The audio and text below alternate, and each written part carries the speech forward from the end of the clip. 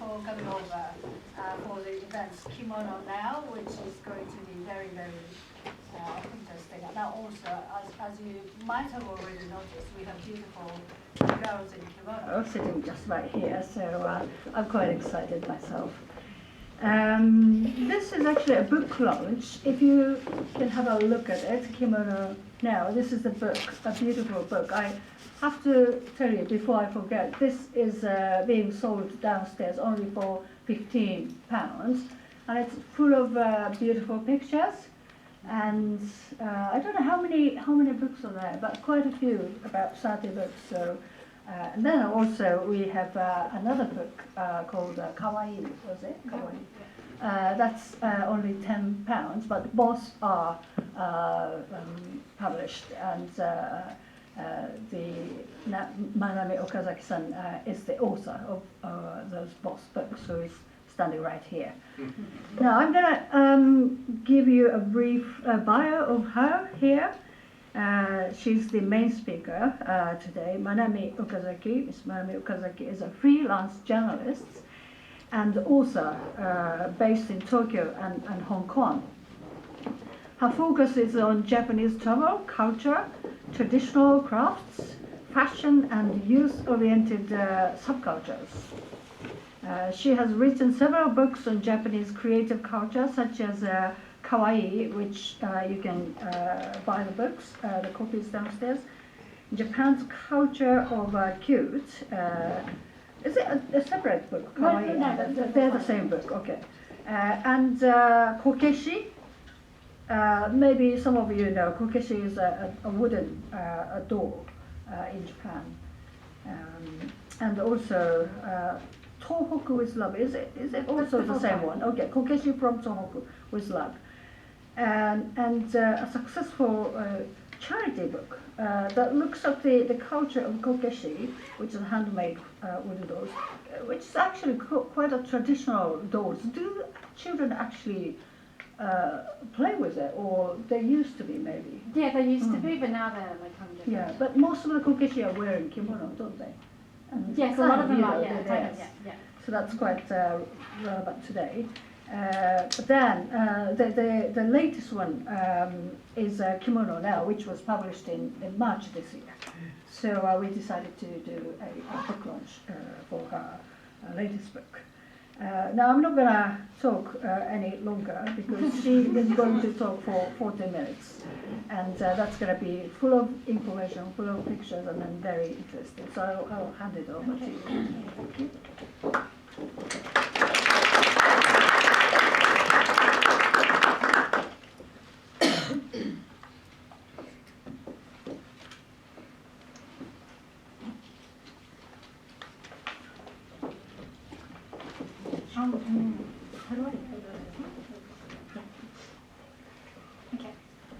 Firstly, thank you so much for coming tonight. It's a real honor and pleasure to be here.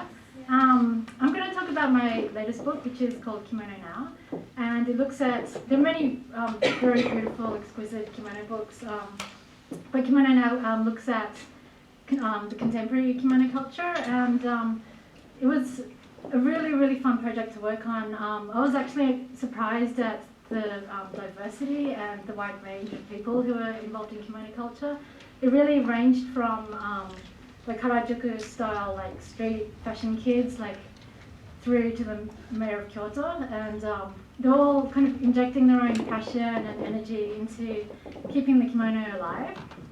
And I've worked on quite a few projects looking at a singular industry, and there's always a kind of like dichotomy between the traditional and the modern, and a little bit of tension between these two. And I found with the kimono industry, it was really special in that there was this kind of holistic vision, and everyone was kind of working towards the same goal, which was like to keep the kimono relevant for contemporary times. And I'll just go into the context of the kimono industry at the moment.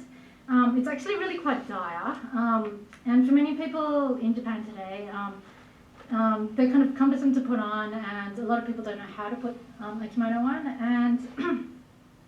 And by and large, the Japanese girls who do wear a kimono regularly, practice traditional crafts, for example, traditional arts or crafts, for example, ikebana or traditional dance.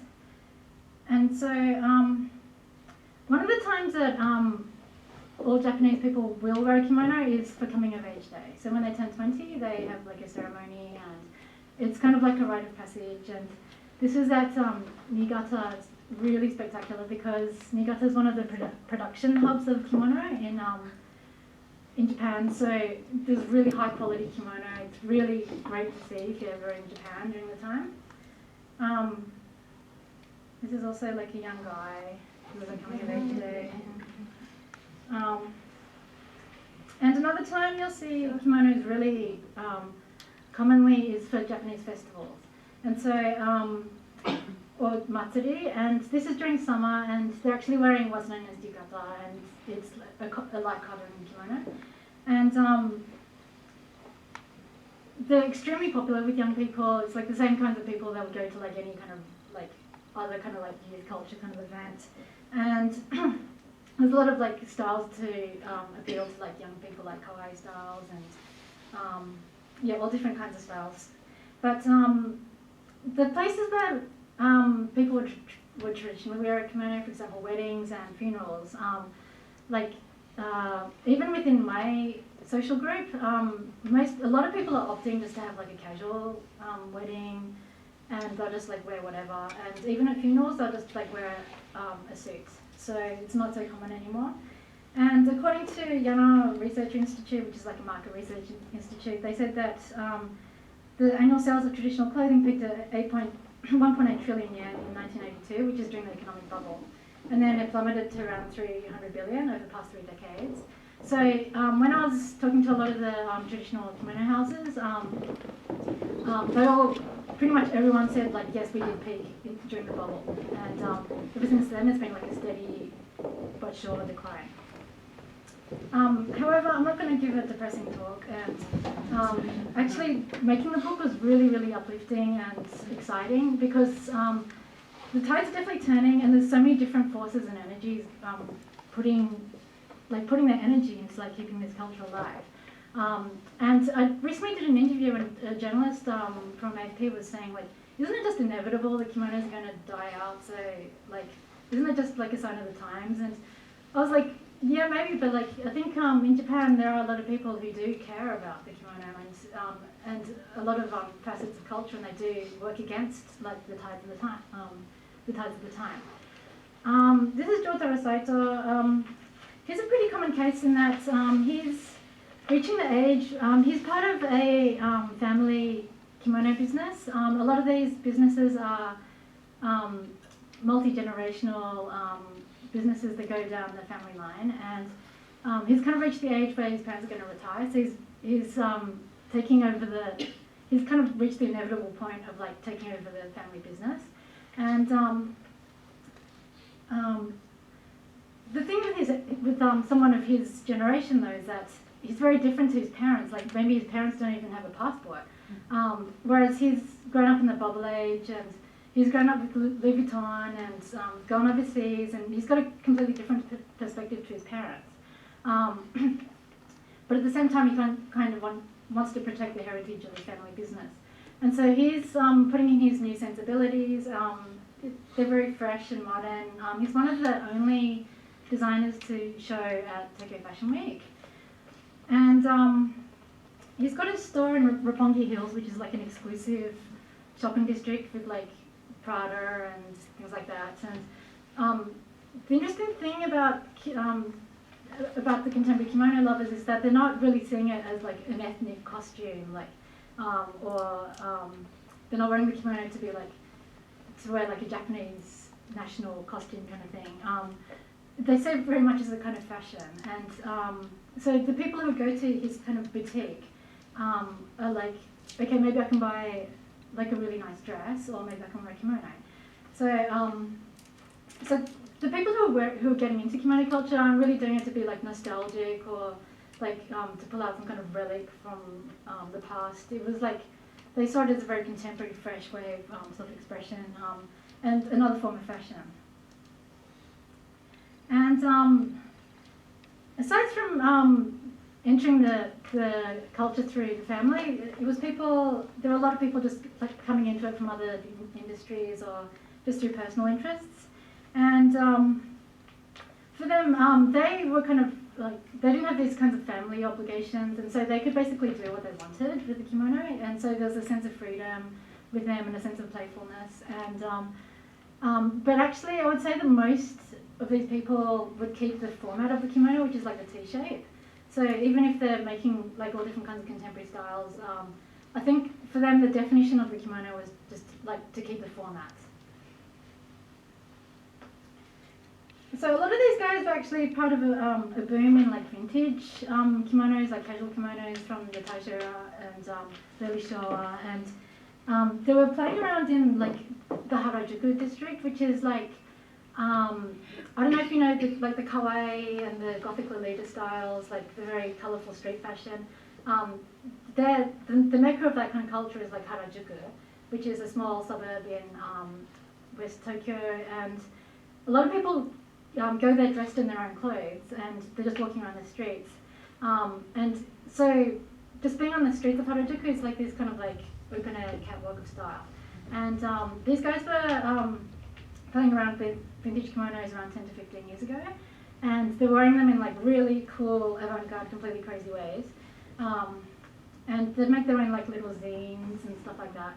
And this is one of them. And basically they were just experimenting with kimonos, and a lot of these guys actually stayed in the kimono industry. So they opened up their little shops, and like they were selling secondhand kimonos, and a lot of these guys actually stayed in the kimono industry, and so a lot of the modern kimono makers now were part of this like way of like street fashion that happened like 10 to 15 years ago. And quite often in their photo shoots they'll style them like, a lot of the girls were like styling them in kind of flapper style, flapper girl style, and also mixing kind of like 60s kind of sensibilities, like twiggy eyelashes and things like that. And one of the questions I get asked really often is like, how do the traditionalists feel about all these like new wave designers coming in? And a lot of the modern designers were like, it was actually awful about like up until about like 5 years ago. They were like, what are you doing to our kimono? It's sacrilegious. Like in Japan they call it like bashing, but they got a lot of hate from the traditionalists going like, you can't do this.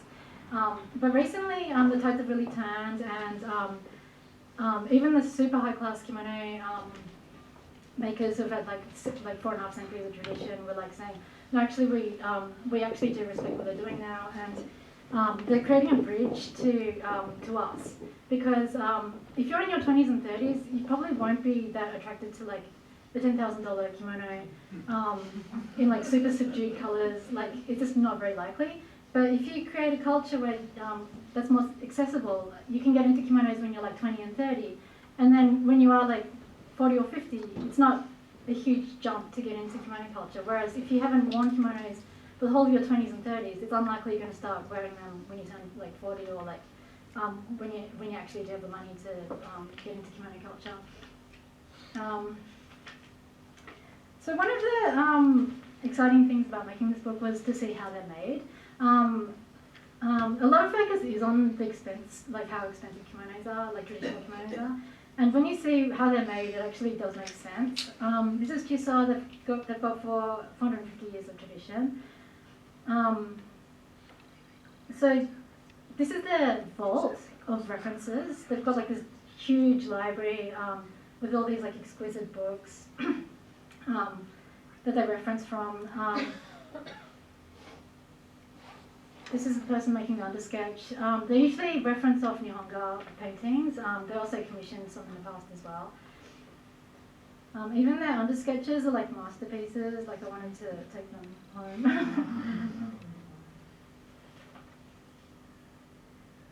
And so aside from the dyeing, so in Kyoto what's common is a division of labour process. So there's one artisan looking after one single process. And the artisan is the absolute best at what he does. So they're getting a long chain of these master craftsmen, like all putting their energy together to make a single item. And then on top of that, there's a creative director who oversees the whole process. And then aside from the artisans, I mean, there's also artisans that you don't see in the background. So they're saying, for example, the brushes they use, they have to use like a specific brush that's made by another master artisan. And so if that master artisan disappears, then they can't make the quality of item that they're looking for. So it's an extremely long line of artisans. And when people go, like, kimonos are like a wearable piece of art, it's actually not a over-exaggeration, because there is actually someone doing art on the actual cloth here. And then quite commonly they'll make the item even more sumptuous by detailing points in embroidery as well, which was done by yet another master artisan. And so in a single cloth, there'll be all different kinds of techniques. Like, for example, the white dots you see is shibori, and so every single tiny little dot is meticulously hand bound with thread and dyed. The gold detailing is embroidery. And actually, when I was talking to the shibori artisans, they said, like, not only do they have to like tie every little tiny little dot, the most difficult part is actually undoing the thread as well. So there's a lot of work going into a single piece of cloth.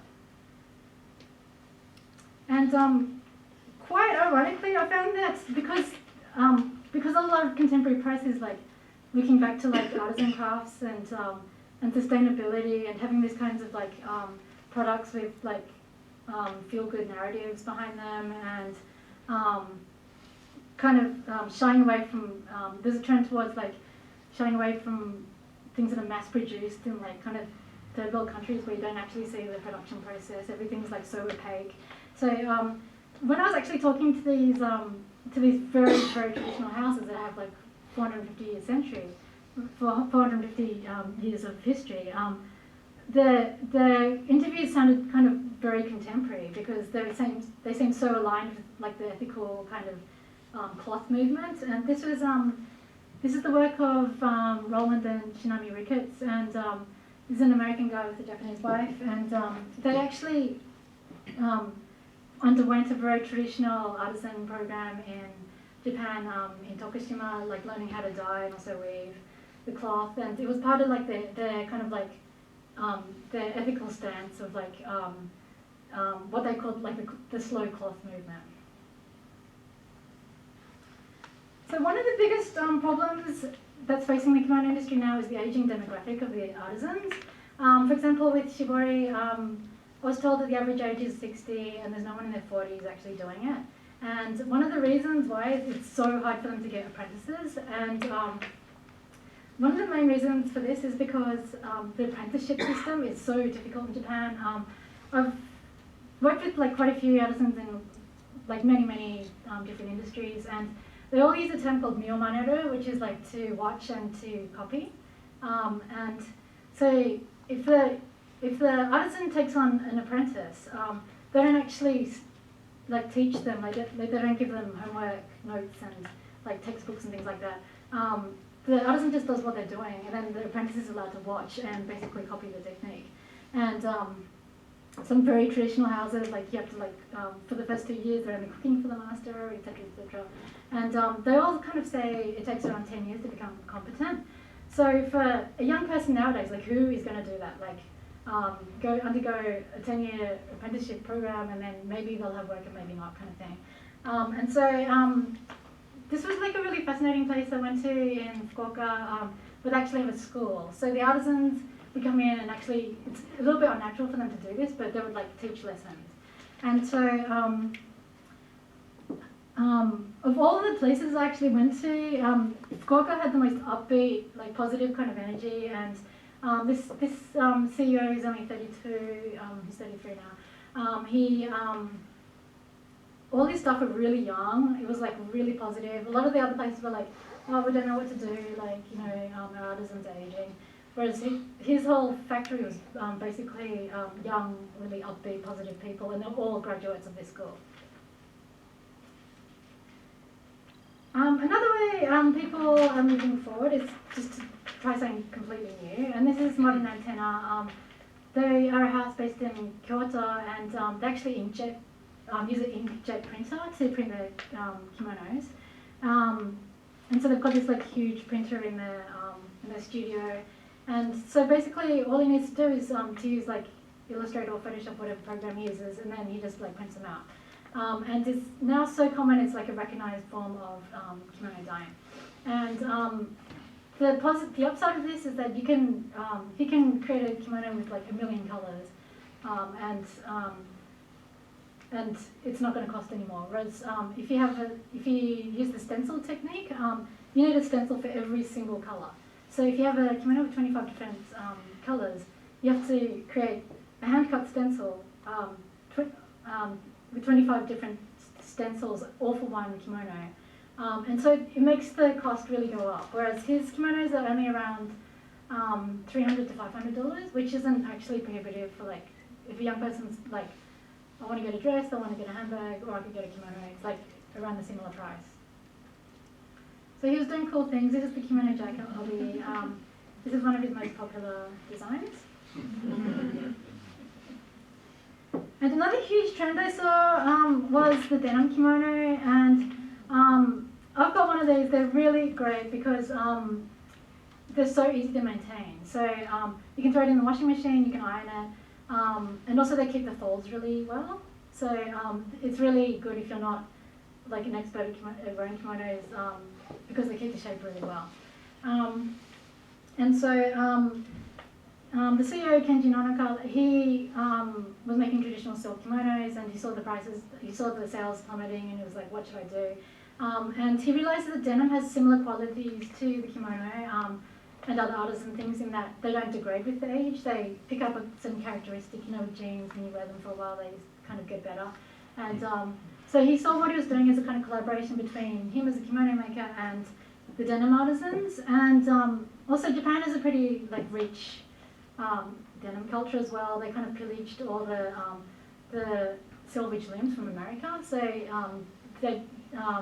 there's a production hub in Okayama, and they make like very premium, high quality denim. So this was like a huge trend. I saw this everywhere. Like the guys were wearing it. I wear them with sneakers. If you don't regularly, if you're used to wearing jeans, then it's really easy to get into, very accessible. And then there are more unusual fabrics. This is Wafrika, and it was a collaboration with a designer called Serge, and he would go around Africa picking up wax fabric. And as you can see, they're really beautiful. And this is Remix. She's a design studio in downtown Tokyo. If you've seen the yukata for Uniqlo, she's the person who designs them. She also does commissions for like Jean-Paul Gaultier and other designers like that.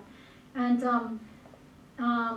the thing with the kimono format that she really takes advantage of is that it's a T-shape. It's unlike clothing, which conforms to the body.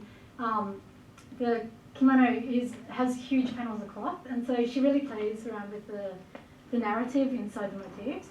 And so this is based on the Yukio Mishima novel, The Ordeal of Roses, Barake.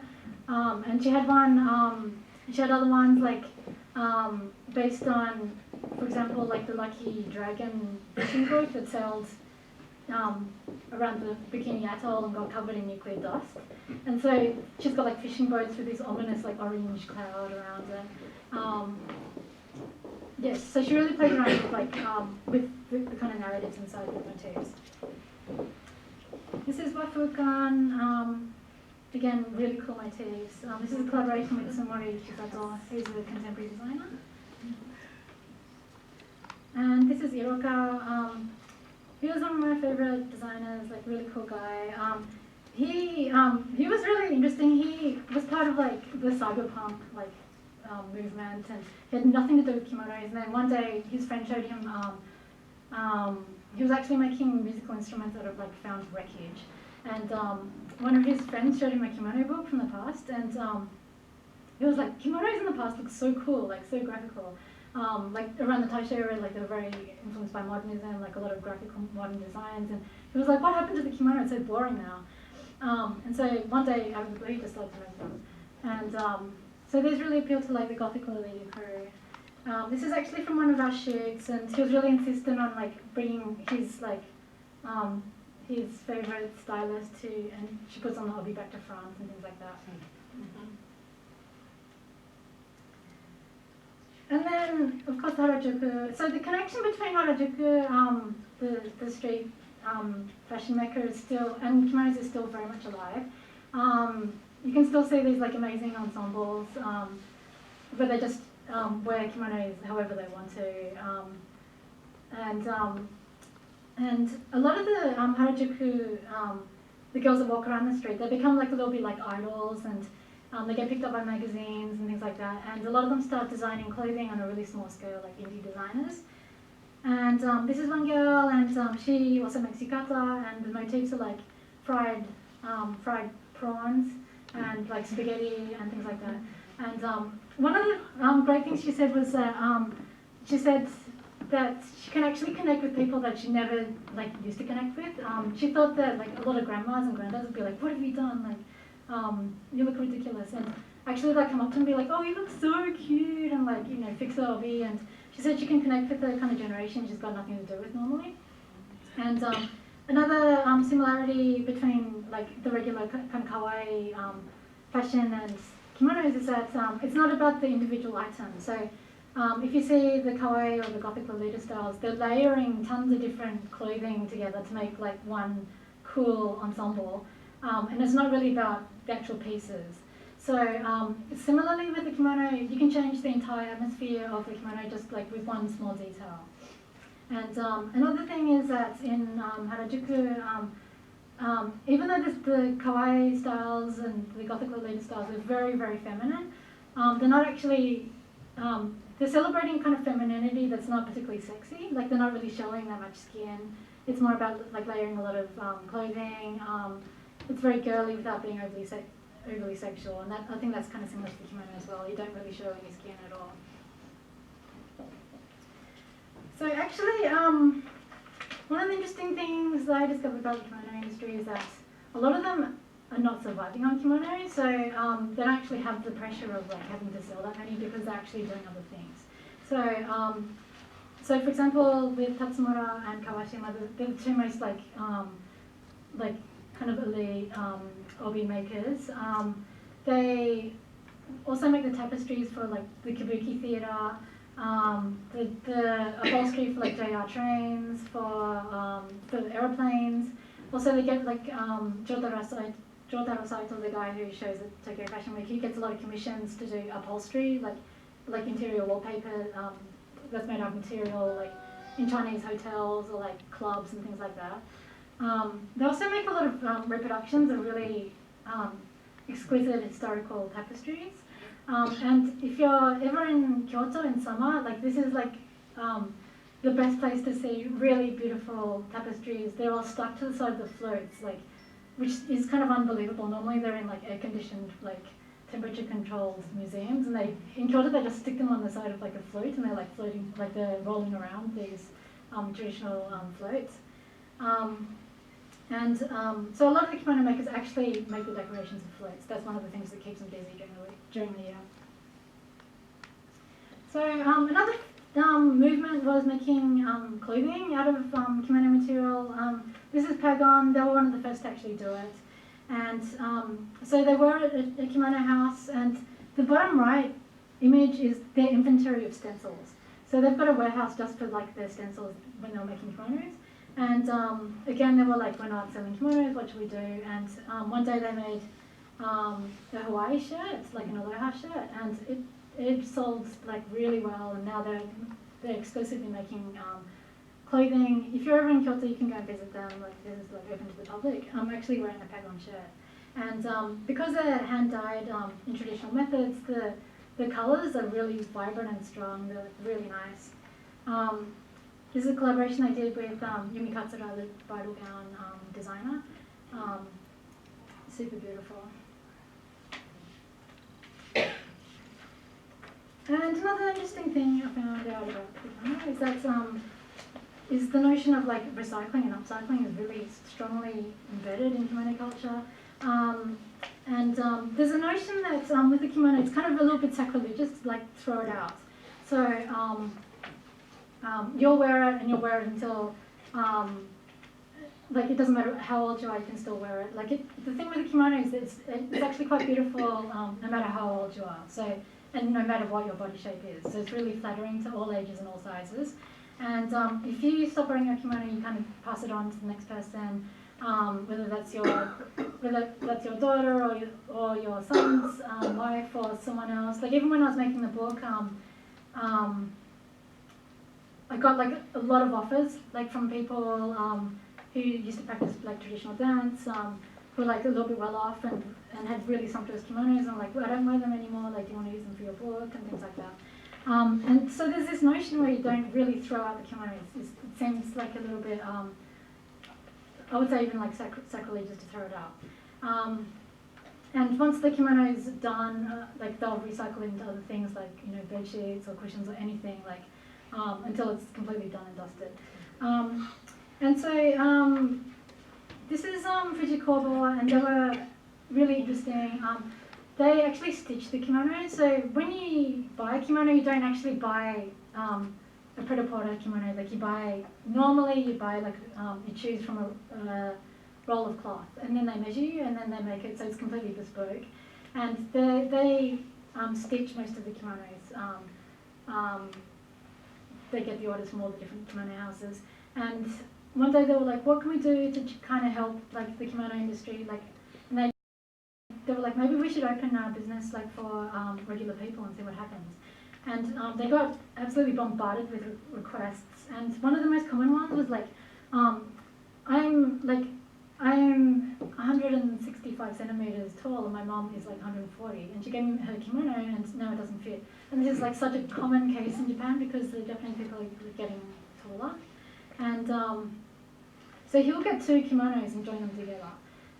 Or he'll add like 10 centimeters, and if it's like painted with Yuzen, you'll find Yuzen paint just to add the extra 10 centimeters. And so, like this, he was saying that even though the kimono might seem expensive, it's actually really cost effective because you're not thinking about just you wearing it, you're thinking about the next generation as well. So, they actually are, when you think about it, like they're kind of like an investment kind of buy. And this notion of recycling and upcycling was kind of taken on by also a lot of the modern designers. This is Takuya Angel, and he sources a lot of like really like super colourful kimonos and makes them into club clothing, and he'll pair them with like PVC or like fake fur or like kind of fetishy kind of elements to make these kinds of super cool like club outfits. Also shoes as well. This is Lizzie. I'm actually wearing one of her jackets. She gets like vintage kimonos and makes them into jackets. This is Zillion. They make caps, skateboards, and camera straps. And so he's kind of exhausted all the flea market options and things like that. So he actually goes door knocking to like exclusive neighborhoods and like sources kimonos like that. So I'd say this one is like made by Oshimatsu Magyu, which is like it's actually quite expensive. And so he'll either find out if someone might have like a stash of kimonos, and he said that like quite often they're really happy just to like bring them out of the far recesses of their closet, and to like breathe fresh life into them. And so I thought that was interesting. Okay, finally, it's the question of like I love kimonos, like where to wear them. So the Ministry of Economy, Trade and Industry did a survey of 10,541 women and 439 men over the internet to see if they'd ever worn a kimono. And they found that 81% in their 20s had, and 79% would like to wear them again. And the next question is like, where do you actually wear them? So this was actually a really common question, and even when I'd ask people like, where's the best place for you to wear a kimono? A lot of them would say things like, like traditional dance or ikebana, or like when I'm going to see the kabuki, and like I love kabuki, but I only go like maybe twice a year. And so there was always this question of like, where is it appropriate to wear a kimono, even in Japan. So this is Daisaku Kadokawa. He's the mayor of Kyoto, and he wears a kimono every single day. It's amazing, and he's creating all these like different incentives to encourage people to wear kimono because the kimono industry is so important to Kyoto. It's the textiles hub of Japan. Literally every single building, every second building you see in Kyoto is somehow related to the kimono industry. And so he's created a thing called the kimono passport. And so if you're ever in Japan wearing a kimono, like go and pick one up. And it has a list of like of restaurants like you can get into for free, or they give you 20% discounts, or there's a lot of like kimono only events. I'm not too sure if they do it all the time, but when I was there, I think you could get on a bus for free if you're wearing kimono. So they're just creating all these different kinds of venues and opportunities for people to wear the kimono and to appreciate it. And this is Kimono de Jack, and I'm kind of segueing into the lovely ladies from London, Kimono de Jack. And this was a project by two guys in Kyoto, and they wanted to address the problem of like, where should I wear the kimono? And so they created an event where you have to turn up in a kimono at a certain time and place. And so everyone kind of like gathered together. This was like this amazing gathering at Ise Shrine. So already the venue is like amazingly beautiful, and then you have all these people dressed in kimono. It was like really, really aesthetic and exciting, and yeah, it was a really great event. And surprisingly, this culture has become international, and one of the hubs is like the Netherlands, and also also London. So I'm going to pass the talk on to the lovely ladies from Kimono de Jack. This is Elizabeth from London Kimono de Jack.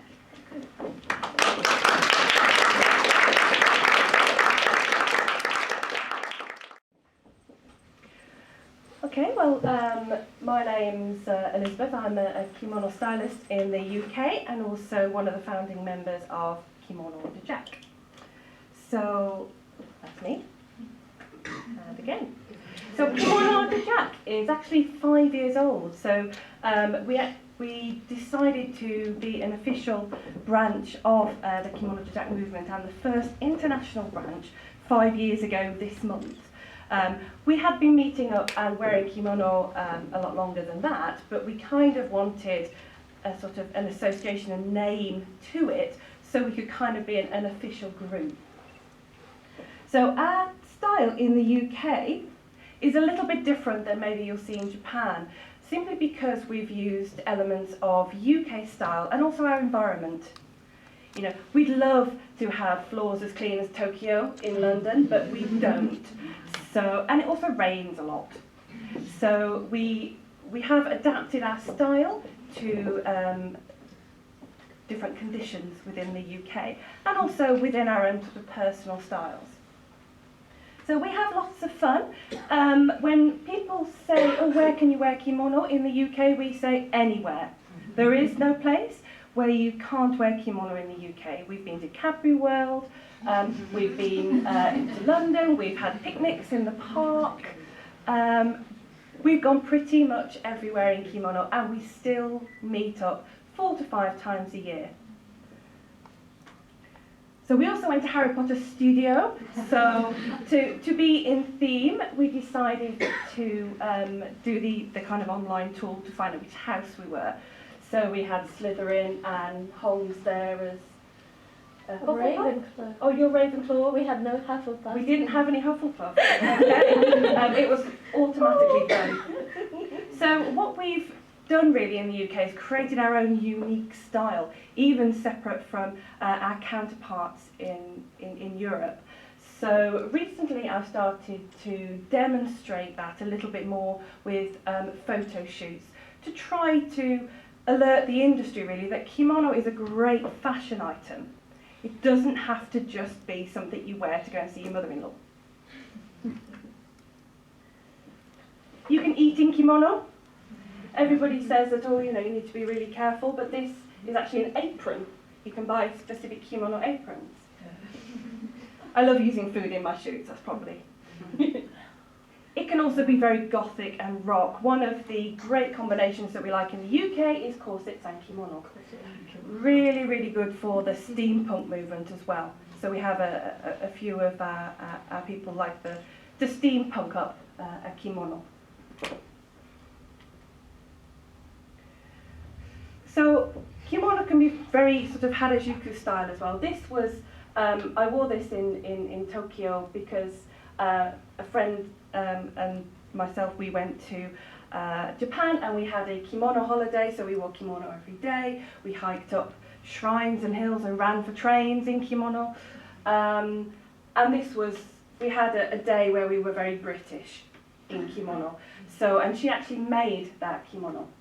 One thing that defines us, I think, a lot in the UK is we do a lot of crafting. So we make a lot of additions to kimono and also kimono themselves. And we use great brands as well. But kimono doesn't have to be dressed normally. You can just pop it over some jeans and a t-shirt. So you can wear the additions to kimono, like Mitsuki and Haori, to just, you know, as a kimono coat. As we know that you can see kimono in New Look, in Primark, but they're not really the designs and patterns. You could actually just go onto eBay, buy yourself a vintage kimono coat, and you have something that has history and it's always unique. But kimono doesn't have to be dressed with all the bits and bobs. You can use belts, smocks as well. So if you're concerned about not being able to tie an obi, which can be quite difficult at times, this morning I did have an obi strop, I had to do it twice. So you can wear sort of a smock and a belt and style it in a much different way. But also, kimono can be very romantic. We went to the Jane Austen Festival weekend, and I needed another use for my bonnet. I'd only worn it once. So I created this outfit to be more sort of, you know, Regency, and there was a lot of cakes involved in the shoot as well. But it's not just us girls that get funky with kimono. It can also be worn by men as well. So a lot of men actually wear the bolder female kimono because, let's face it, guys' kimono can be a little bit boring. And especially in the UK, people want a little bit more rock and roll with their kimono. So actually this ties in nicely, if Hong will stand up for us. Within our crafting, what we like to do is imitate art. So this was an image we found just on the internet, and Hong made this kimono, and we styled it, and this is actually the kimono owner. She made it for one of our counterparts in the US, and she nicely sent it back over, so you could all see it today. So Hong made this kimono, and we very much imitated art. Cornelia, would you like to stand up? Oh, yes, okay. So one of Cornelia's sort of crafts is kanzashi. Yes. So yes. So you probably need to see the back here. So she's made all of this, which is a traditional art that goes very well with kimono. So a little bit later you can have a good look. You can't quite see it at the moment. And then Priscilla is wearing a very Taisho Roman style kimono. So this is sort of 1920s, 1930s, really, really bright colours. This is probably one of our favourite time periods because it's so bright and geometric. We think stripes and geometrics are very kind of modern, but actually they were very much shown in Japanese art a lot earlier than European art. So we only have sort of 10 minutes, but do you have any sort of questions for us or Manami? I saw somebody else wearing kimono, or rather hakama. Could you Carol. yes. Carol. Hello. So This is a different. Carol's in Mason, is that Mason? It is, I think it was listed as Mason, yeah, although it looks a bit like you want to have a chair. Oh, it does.